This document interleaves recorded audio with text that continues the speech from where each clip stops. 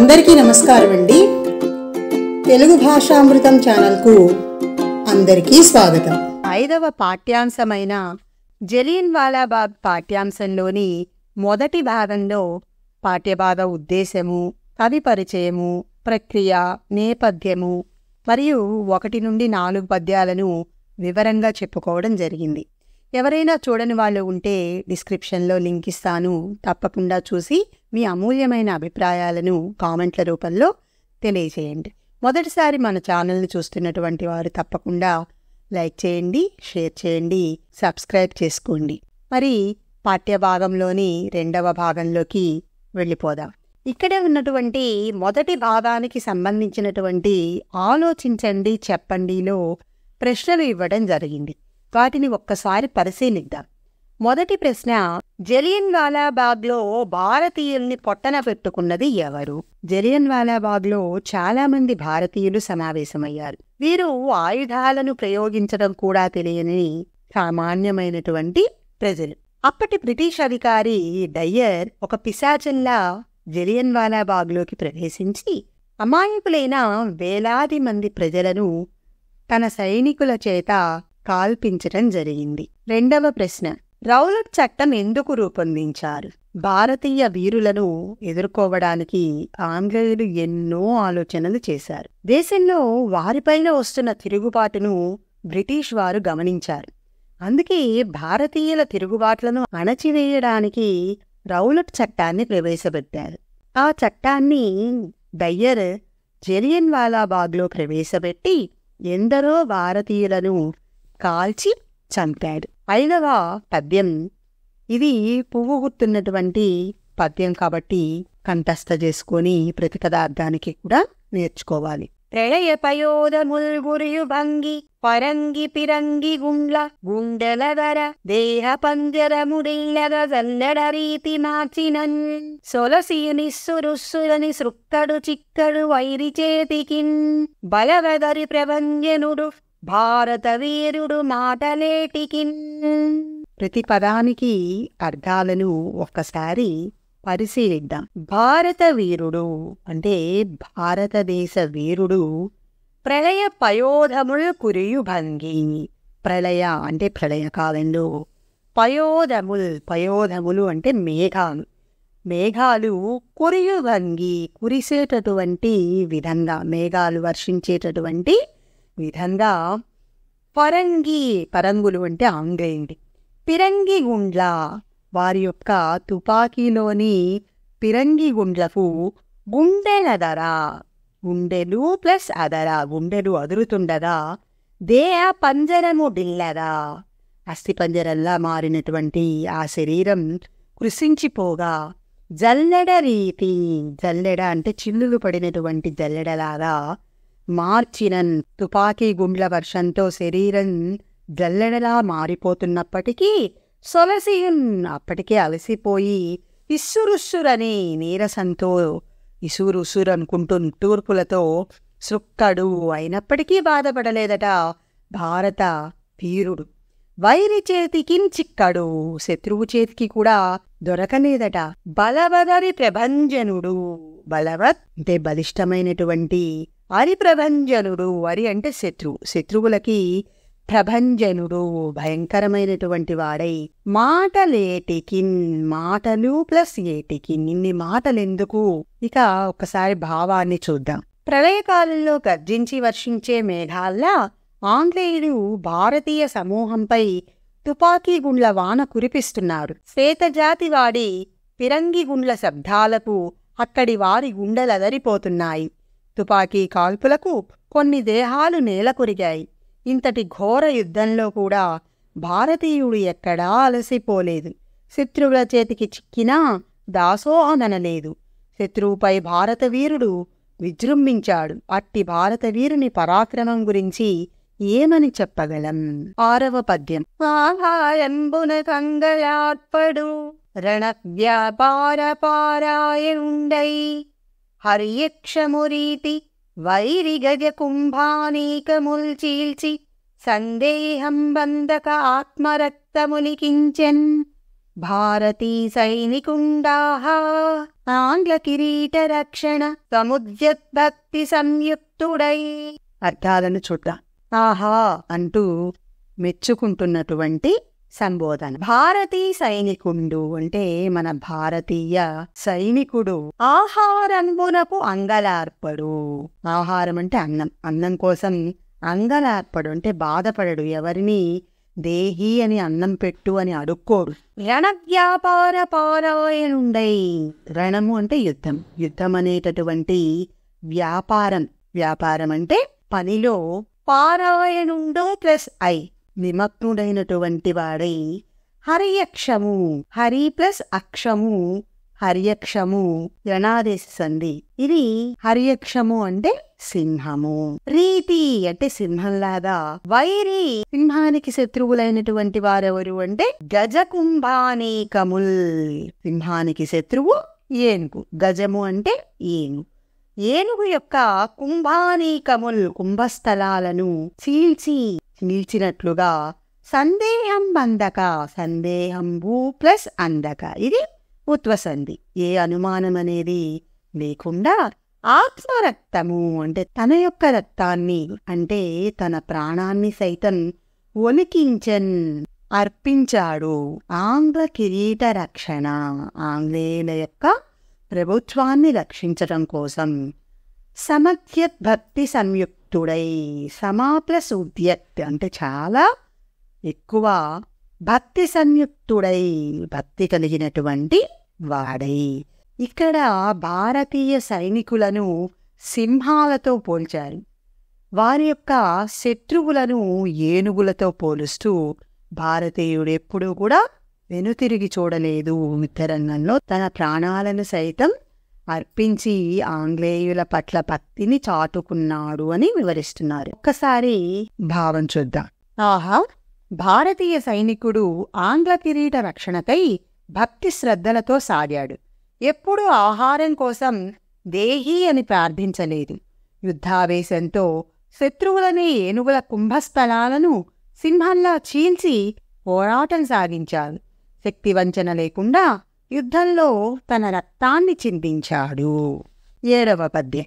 ఒకచోట నీహార నికరం పురాలపై పవళించురణమురే పవలు సలిపి ఉన్న చోతిని ఉన్న ఉదకముల్ త్రావి జీవించు పోరును వినిర్జించుచుండు ఆసవపాన దుర్వ్యసన సంసత్తుడై గతిమాలి వైరి వంకలకుజనడు అగ్నిగోళములకు ఆహుతీయగుగాని వెన్నిచ్చి పారడే వేళగాని శౌర్యంబు వెచ్చించి ఆవహమును విజయమార్చించి వచ్చిన వీరవరులు భారతీయులు ఒట్టి సేవకులటంచు చెప్పనోరాడనే విదేశీయులారా.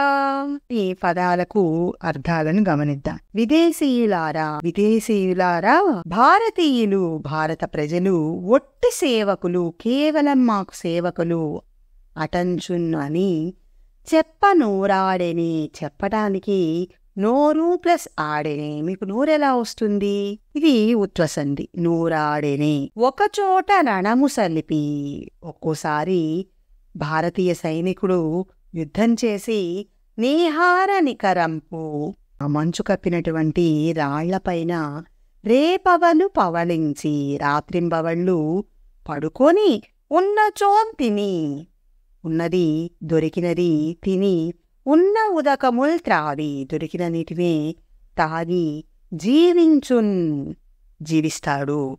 పోరును వినిర్జించుచుండు యుద్ధంలో వినిర్జించుచు ప్లస్ ఉండు యుద్ధాన్ని గెలుస్తాడు. ఆసవపాన, ఆసవపానము అంటే మత్తు పదార్థాలైనటువంటి వాటికి దుర్వ్యసన చెడు అలవాట్ల పట్ల సంసక్తుడై ఆసక్తి కలవాడై గతిమాలి దారి తప్పి వైరి వంకలకున్ శత్రువుల వైపుకు చనడు అంటే ఎప్పటికీ కూడా వెళ్ళడు.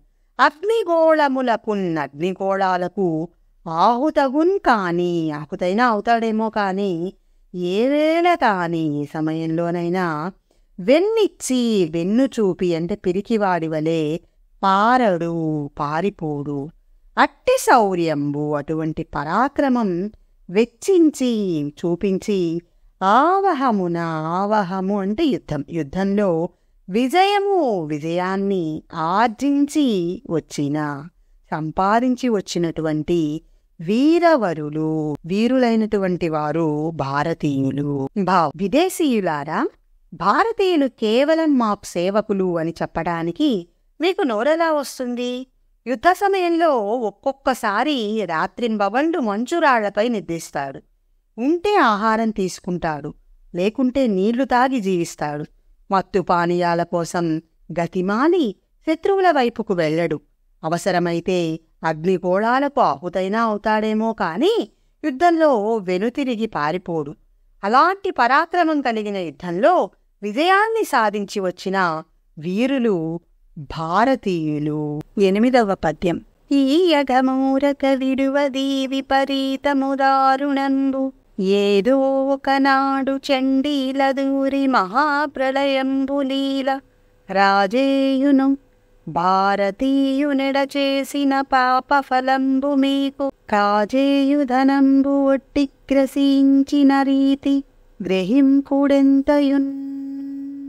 ఇందులోని పదాలకు అర్థాలను పరిశీలిద్దాం.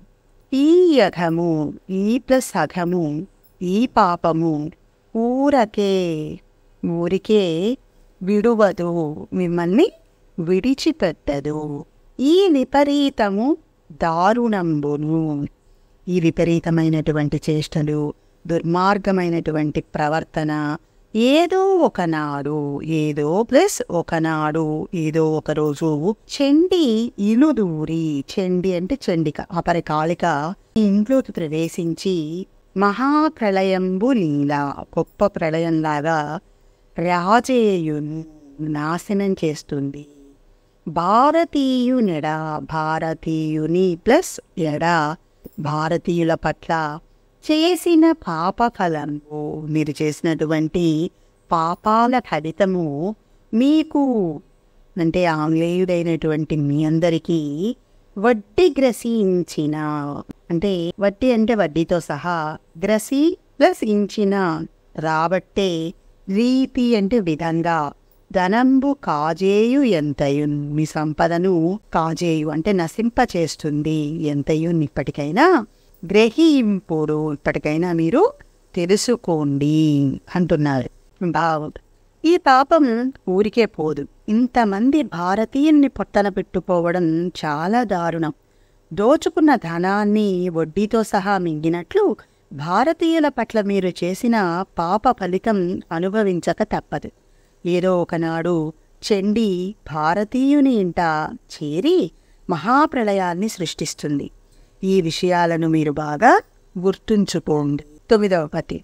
బానిసత్వమునుగ్గు పాలబోసిన దోషి అన్న వస్త్రములాచి కొన్న ఖలుడు కాటకంబనెడు రక్కసిని తెచ్చిన పంద కక్షల పెంచిన రాక్షసుండు నిర్బంధ శాసనా నిచయమార్చిన జాణ పన్ను వేసిన మహాపాతకుండు మత్తు వస్తువులమ్మి విత్తము గొనుద్రోయి కయ్యాల పెంచిన కఠినతముడు కలికి చెలికాడు యమునకు వలపు కాడు మోసములకు ఠావు విరోధములకు ప్రోవు దుర్గుణంబుల కాడా చేతులువబోచి ఈ చికాకుల నుంచే మాయించెరేడు.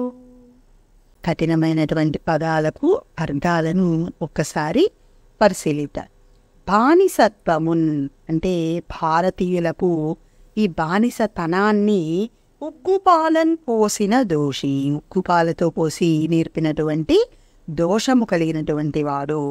అన్న వస్త్రములు ఆచికొన్న కరువు, అన్న వస్త్రములు అన్నము వస్త్రాన్ని ఆచికొన్న అంటే తోచుకున్నటువంటి, ఖలుడు అంటే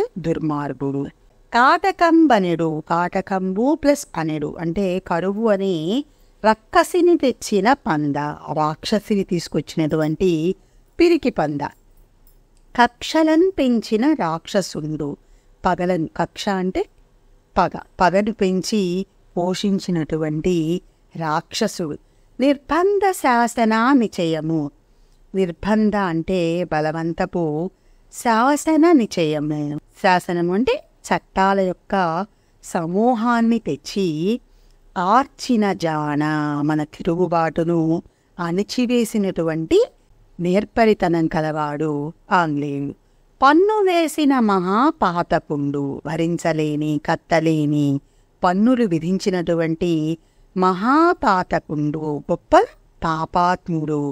మత్తు వస్తువులమ్మి, వస్తువులు ప్లస్ అమ్మి అంటే మత్తును కలిగించేటటువంటి వస్తువులను మనకు అమ్మి, విత్తమున్ గొను అంటే మన సంపదలను దోచుకున్న ద్రోహి, మోసగాడు. కయ్యాలను పెంచిన కఠినతముడు, మనలో మనకి కయ్యాలు అంటే తగవులను పెంచేటటువంటి విధంగా ప్రవర్తించినటువంటి కఠినమైనటువంటి హృదయం కలవాడు.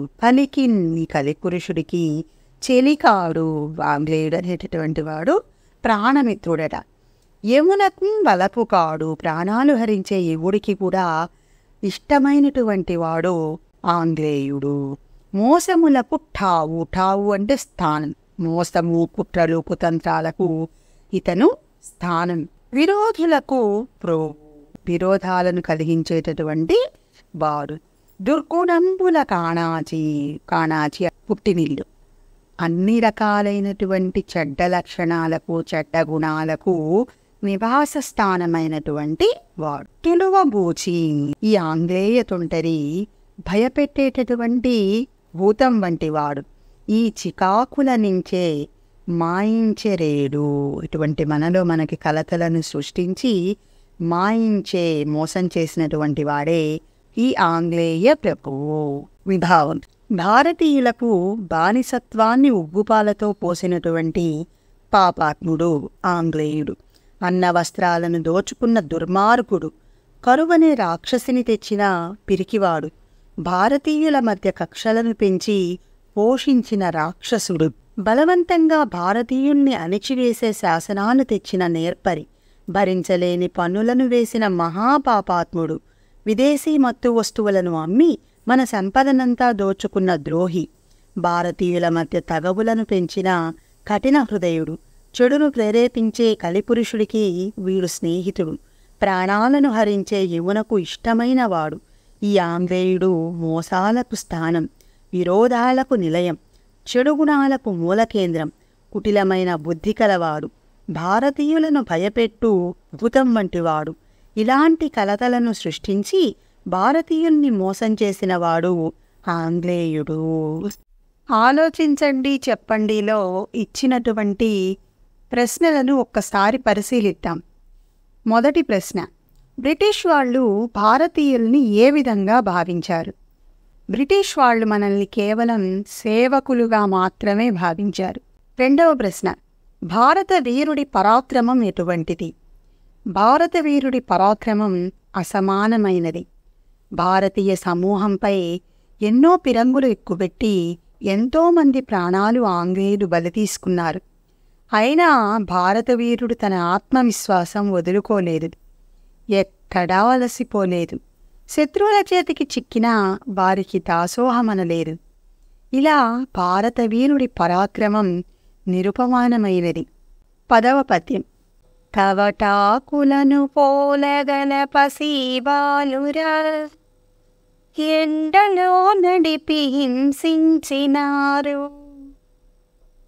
నడిచిపోయెడు వారి పడద్రోసి, ప్రజలను పొట్టపై ప్రాకించి పొడిచినారు, నిరపరాధులనెల్ల నిలబెట్టి పిర్రలు, చితుకునట్టుల కొట్టి చెనకినారు, శుద్ధాంత కాంతల చొచ్చి కొప్పులను బట్టి మానభంగము చేసి మరలినారు, వేల ప్రజల తుపాకుల పాలు చేసి కోసి ప్రాణార్థములు లాగివేసినారు. తెలిసి పంజాబు పరువును తీసినారు. కలుషమని జంకబోకరాకాశిమూక. ఇందులోని కఠిన పదాలకు అర్థాలను ఒకసారి పరిశీలిద్దాం. రాకాశిమూక, ఇక్కడ తెల్లవారిని రాకాశిమూకలుగా అంటే రాక్షసుల గుంపుగా కవి సంబోధిస్తున్నాడు. కలుషం అని తప్పు అని తెలిసి కూడా జంకబోక అంటే జంకకుండా అంటే భయపడకుండా కవటాకులను పోలగా, కవట అంటే లేత అని అర్థం, అంటే చిగురాకుల వంటి పసిబాలురన్ పసిపిల్లలను ఎండలో నడిపి హింసించినారు. బలవంతంగా ఎండలో కాళ్లకు చెప్పులు కూడా లేకుండా నడిపించి వారిని తీవ్రంగా బాధపెట్టారు. నడిచిపోయరు వారిని పడత్రోసి, రోడ్డు మీద నడిచి వెళుతున్నటువంటి వారిని కిందకి తోసేసి పొట్టపై పాకించి పొడిచినారు. వారిని పొట్టలతో పాకుతూ వెళ్ళాలి అని ఆదేశించి వారి మీద ఆయుధాలతో పొడుస్తూ హింసించారు. నిరపరాధులన్ ఎల్లా, ఏ తప్పు చేయని వారిని కూడా అందరినీ నిలబెట్టి, వారందరినీ వరుసగా నిలబెట్టి పిర్రలన్ చితుకునట్టులన్, వారి వెనక భాగాలు చితికిపోయేలాగా కొట్టి చెనకినారు. కర్రలతో దారుణంగా కొట్టి హింసించారు. శుద్ధాంత కాంతలన్ చొచ్చి, ఇంటి లోపలికి వెళ్ళి ఇంట్లో ఉన్నటువంటి కుటుంబ స్త్రీలను సమీపించి కొప్పులను పట్టి వారి చుట్టూ పట్టుకొని ఈడ్చుకుంటూ మానభంగమున్ చేసి వారి మీద అత్యాచారం చేసి మరలినారు, వెళ్ళిపోయేవారు. వేల ప్రజల తుపాకుల పాలన చేసి, వేలాది మంది ప్రజలను తమ తుపాకులకు బలిచేసి కోసి కత్తులతో వారిని హింసించి ప్రాణార్థములు లాగివేసినారు. ప్రాణాలనేటటువంటి సంపదలను తీసేశారంటే ప్రాణహాని కలిగించారు. పంజాబు పరువును తీసినారు. ప్రతిష్టకు మూలమైనటువంటి పంజాబు యొక్క పరువుకి భంగం కలిగేటట్లుగా ప్రవర్తించారు అని చెప్తున్నారు కవి. భావం: తెల్లదొరలనే రాకాసి గుంపు భారతీయుల్ని అనేక చిత్రహింసలకు గురిచేసింది. లేత ఆకులలాంటి పసిపిల్లలను ఎండలో నడిపించి తీవ్రంగా హింసించారు. నడుచుకుంటూ వెళ్లేవారిని కిందకు తోసి వారి పొట్టలపై పాకించారు. అతి క్రూరంగా పదునైన ఆయుధాలతో పొడిచేవారు. ఎటువంటి తప్పులు చేయని వారిని సైతం నిలబెట్టి వారి వెనుక భాగాలు చితికిపోయేలా అత్యంత కిరాతకంగా కొట్టారు. స్త్రీలు ఏకాంతంగా నివసించే వారి ఇంటి లోపలికి ప్రవేశించి వారి జుట్టు పట్టి ఈడ్చి వారి గౌరవానికి భంగం కలిగించి వెళ్ళేవారు. వేలాది మంది ప్రజలను తమ తుపాకులతో కాల్చి చంపి వారి ప్రాణాలనే సంపదలను తీసుకున్నారు. పాపమన్న భావన ఏమాత్రం లేకుండా ఈ తెల్లదొరలనే రాక్షస గుంపు పంజాబు పరువు తీసింది. 11వ పద్యం. జలియను బాగులో జనుల జంపిన రక్తము వర్షపాతముంబలె ప్రవహించే, మొండెముల ప్రాణములుండిన వారి ఆర్తి సంకలితరవంబు, గర్జనము కైవడి మ్రోసె దిగంత భూములన్, ప్రళయము వచ్చెనో అనుచు పౌరులు పారిరి ప్రాణభీతులై. ఇందులోని పదాలకు అర్థాలను పరిశీలిద్దాం. జలియను బావులో అంటే ఆ జలియన్ వాలా బావులో జనులను చంపిన అమాయకులైన ప్రజలను చంపేశారు తెల్లవారు. అలా చనిపోయిన వారి రక్తం వర్షపాతమున్ వలెన్, వర్షపాతంలాగా ప్రవహించిందట. మొండెముల్ తలలు తెగిన శరీరాలు, ప్రాణములు ఉండిన వారి ఆర్తి, ప్రాణాలతో ఉన్నవారి ఆర్తి, వారి యొక్క బాధ, సంకలిత రవంబు బాధతో కూడినటువంటి ఆర్తనాదాలు, గర్జనము కైవడి అంటే విధంగా, గర్జించే విధంగా, దిగంత భూములన్, దిక్ అంత భూములన్ అంటే భూమి ఆకాశాలు ఉరోసే అంటే ప్రతిధ్వనించడం జరిగింది.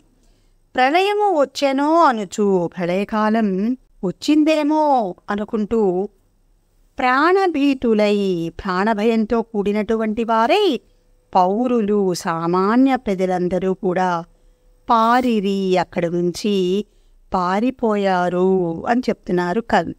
భావం: డయ్యర్ దురంతానికి జలియన్వాలా బాగ్లో ఎంతోమంది భారతీయులు ప్రాణాలు కోల్పోయారు. మరణించిన వారి రక్తం ఏరులై పారింది. తలలు తెగిన శరీరాలతో నిలిచిన ప్రాణాలతో పోరాడుతున్న వారి ఆర్తనాదాలు దిక్కులంతటా ప్రతిధ్వనిస్తున్నాయి. ఈ భయంకర గర్జనలకు ఏదో వినాశం సంభవిస్తుందేమోనని కొందరు పౌరులు భయంతో అక్కడి నుండి పరుగులెత్తారు. ఇక్కడే ఉన్న ఆలోచించండి చెప్పండిలోని ప్రశ్నలను చూద్దాం.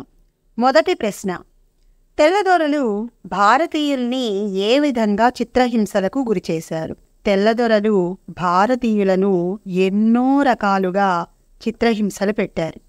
అందులో చిన్నారులు, పెద్దలు, ఆడవాళ్ళు, మగవాళ్ళు అనేటటువంటి తేడా లేకుండా అందరినీ అనేక విధాలుగా హింసించారు. ఆడవారి పట్ల అమానుషంగా, వారి గౌరవానికి భంగం కలిగే విధంగా ప్రవర్తించారు తెల్లదొరలు. రెండవ ప్రశ్న: కాల్పుల సమయంలో జలియన్వాలా బాగ్లో పరిస్థితి ఏమిటి? కాల్పులు జరిపేటటువంటి సమయంలో జలియన్వాలా బాగ్లో ప్రజలందరూ కూడా ఎంతో శాంతియుతంగా సమావేశమైనప్పటికీ డయ్యర్ యొక్క ఆదేశానుసారం సైనికులందరూ కూడా విచక్షణారహితంగా వారి మీద కాల్పులు జరిపారు. చాలామంది భారతీయులు అక్కడికక్కడే మరణించారు. అలా మరణించిన వారి రక్తం ఏరులై పారింది. ఎంతోమంది తలలు తెగి మొండాలు నేలపై పడ్డాయి. తీవ్రమైన గాయాలతో కొన ఊపిరితో కొట్టుమిట్టాడుతున్న ప్రజల యొక్క ఆర్తనాదాలతో ఆ ప్రాంతమంతా కూడా ప్రతిధ్వనించింది. ఎంతోమంది ఏదో ప్రళయకాలం సమీపించింది, ఈ భూమి ఇంతటితో అంతమైపోతుంది అనేటటువంటి భయంతో ప్రజలందరూ కూడా ప్రాణాలు అరిచేతిలో పెట్టుకొని పరుగులు తీశారు. ఆ ప్రాంతమంతా కూడా కన్నీటి సముద్రంగా మారిపోయింది. ఇదండి జలియన్వాలా బాగ్ పాఠ్యాంశం. డయ్యర్ దురాగతంతో ప్రాణాలు పోగొట్టుకున్నటువంటి ఎంతోమంది మన పూర్వీకుల యొక్క బలిదానాలు వృధా కాలేదు. ఆ తరువాత కాలంలో జరిగినటువంటి పోరాటాల యొక్క ఫలితంగానే నేడు మనం స్వేచ్ఛావాయువులను పీల్చుకుంటున్నాం. అందుకే మనందరం కూడా మన భారతమాత యొక్క ఔన్నత్యానికి, అభివృద్ధికి పాటుపడాలి. రేపటి పౌరులుగా మీరందరూ కూడా దేశభక్తులుగా మారాలని మనస్ఫూర్తిగా కోరుకుంటున్నాను. జై హింద్. ఈ వీడియో మీకు నచ్చినట్లయితే లైక్ చేయండి, షేర్ చేయండి. మీ అమూల్యమైన అభిప్రాయాలను కామెంట్ల రూపంలో తెలియజేయండి. అందరికీ ధన్యవాదాలు.